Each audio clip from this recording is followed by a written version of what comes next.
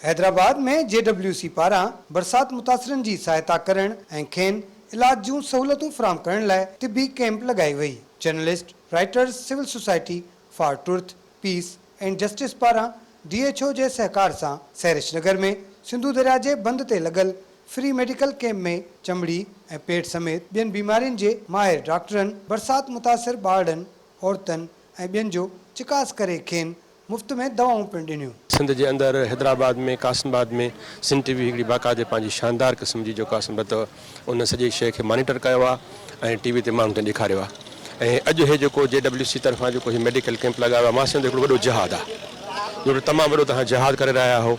ग़रीब बेपहच जेको आहे रेन इफेक्टेड माण्हुनि जे लाइ तव्हां जेको आहे सॼियूं डॉक्टर बिरादरी आई आहे, दवाऊं खणी आया हो ऐं तव्हांखे जस हुजे सिंध TV खे, JWC खे।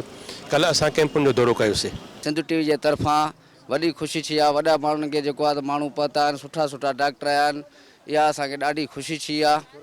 असां थोरा हितां सिंध TV वारनि जा अलाह उनखे नवाज़ींदो, जेके ग़रीबनि जा हमदर्द आहिनि, सुठा डॉक्टर कराए, सुठियूं दवाऊं घुराए, माना ग़रीबनि जी मदद कनि, ॾाढी असांखे ख़ुशी थी। कैंप जेका है DHO हैदराबाद की तरफा लगाई हुई है, JWC वारनि जेका है अरेंजमेंट कई है, हिते ॾाढी बेहतरीन अरेंजमेंट कई है। और इस तरह के कैंप और मुसलसल लगाते रहें ताकि यहाँ के लोगों को इस तरह की सहूलत मिले।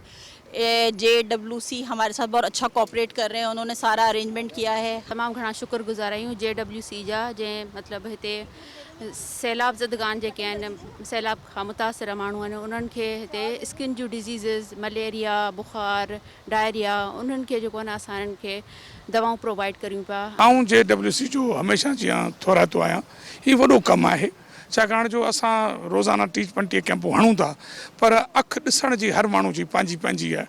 ऐं थोरातो आहियां त तव्हां असांखे इन्हनि जॻहियुनि ते वठी आया आहियो। JWC तमामु बहितरीन अमल कयो आहे। ॾिसो, हिन वक़्तु बारिश जे करे जेका सूरत हाल पेश आई आहे पूरी सिंध में, उन में हैदराबाद बि तमामु शदीद जेको आहे उहो मुतासिर थियो आहे। ॾाढी सुठी कैंप आहे JWC जी तरफ़ां, ऐं इहे कैंपूं लॻण बि खपनि, छो जो हिननि एरिया में जिते अॿोझ माण्हू रहनि था, जिते सैलाबी सूरत हाल आहे, उते इहे दवाउनि जो हुजणु ऐं टीमुनि जो अचणु इहा वॾी ॻाल्हि आहे।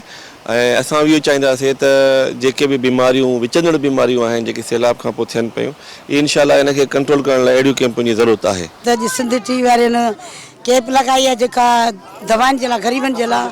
असांजे पाड़े में शेरिश नगर कच्ची आबादी में तमामु सभिनि खे ख़ुशी थी आहे। डिस्ट्रिक्ट हेल्थ ऑफिसर डॉक्टर लाला जाफर पठान, डॉक्टर बदर चन्ना समेत सियासी समाजी तंज़ीमनि जे अॻुवाणनि पिणु तिबी कैंप जो दौरो करे JWC जे कदम खे साराईंदे चयो त JWC जस लहणे जेका हिन ॾुखे वक़्त में पंहिंजे मारूड़नि जी ख़िदमत करण लाइ मुतासिर माण्हुनि सां हर वक़्तु गॾु आहिनि। कैमरामैन एजाज़ सां गॾु फ़हीम बबर, सिंध TV न्यूज़, हैदराबाद।